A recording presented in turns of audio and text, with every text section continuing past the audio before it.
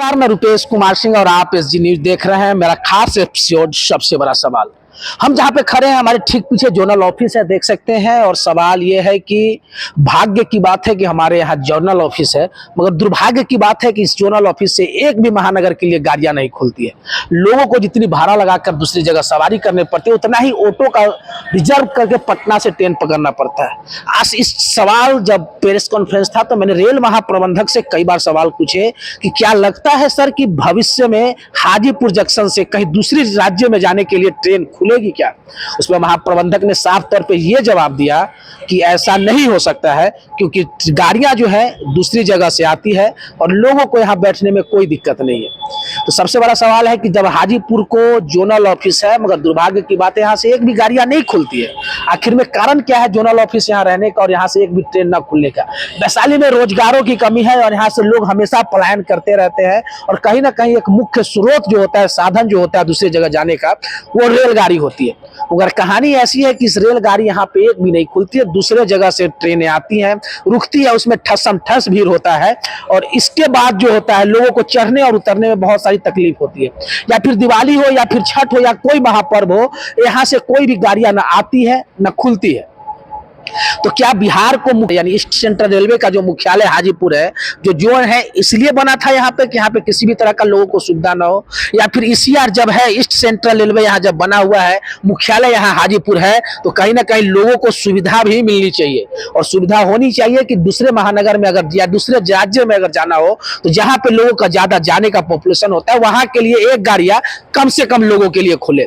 जब इस पे चर्चा की कि सर आखिर में कब तक, क्या लगता है कि उम्मीद जताई जा सकती है अगली बार कि यहां से कोई गाड़ियां खुले, तो ऐसा नहीं हो सकता है। मैंने बहुत सारा रेलवे से सवाल भी किया है, ये देखिए पूरी रिपोर्ट, मेरे खास एपिसोड सबसे बड़ा सवाल में। क्या हाजीपुर जोनल ऑफिस है और क्या यहां से लोगों के लिए, गरीब लोगों के लिए हाजीपुर से दूसरे राज्यों जाने के लिए ट्रेन खुलेगी?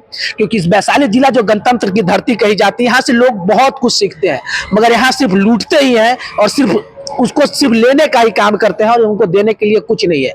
बगल में हमारा पटना है, पटना के आसपास एरिया डेवलप होता है। पटना में बहुत सारी ट्रेनें जहां से जो है दूसरे महानगर के लिए खुलती है और उसमें पॉपुलेशन ज्यादा होता है, क्राउड ज्यादा होते हैं, भीड़ ज्यादा होते हैं। तो ऐसा नहीं हो सकता है कि उस भीड़ को कम करने के लिए हम अपने हाजीपुर जंक्शन पे ऐसा कुछ उपाय लगाए जो यहाँ से गाड़ियां खुले और दूसरे राज्य में जाए, यहाँ से भी लोगों को तकलीफ नहीं होगी।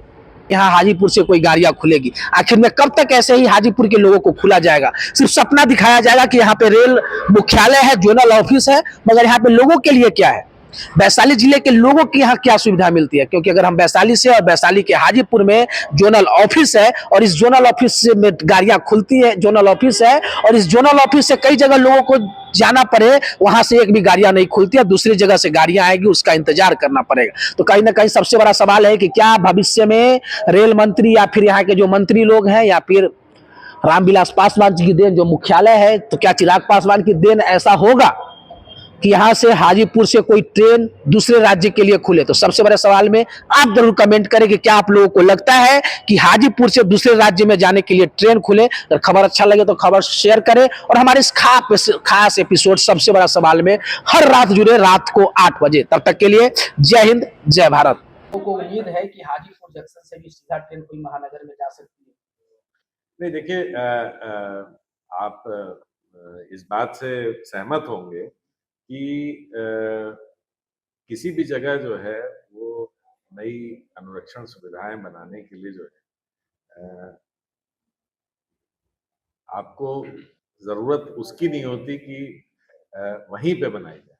गाड़ी जो है किसी अनुरक्षण स्थल से चल के वहां से पास हो रही है।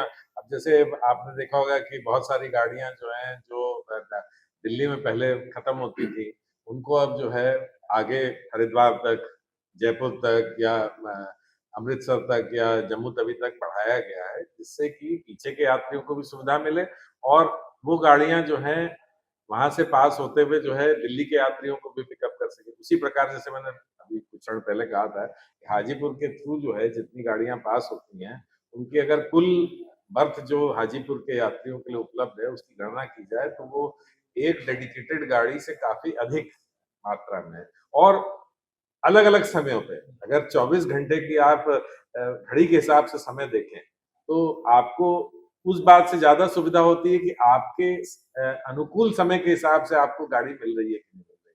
सिर्फ इसके कि 24 घंटे में एक ही गाड़ी है, वो ज्यादा अनुकूल रहता है कि अलग अलग समय पे जिसके हिसाब से आपको जो है सुविधा हो। पूर्व रेल के जोनल है हाजीपुर। नहीं, देखिए ऐसा है कि गाड़ी बहुत सारी दिल्ली के लिए जो है हाजीपुर से पास होती है और सब में जो है आरक्षित स्थान का भी प्रावधान है। तो अभी जितनी यात्री भार है उसके अनुरूप जो है सुविधाएं, और सबसे पास यहाँ से बरौनी और मुजफ्फरपुर से बहुत सारी ट्रेनें जो हैं खुलती भी हैं।